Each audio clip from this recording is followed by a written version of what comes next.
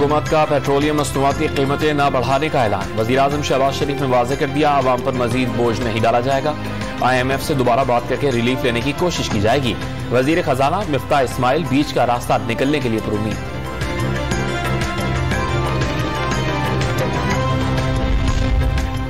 वज़ीर-ए-आज़म में फैसले की हिम्मत नहीं, मिफ्ताह शहबाज शरीफ को और शहबाज इसहाक डार को देख रहे हैं। वक्त गुजर रहा है और लावा पक रहा है। असद उमर का फौरी इंतखाबात का मुतालबा।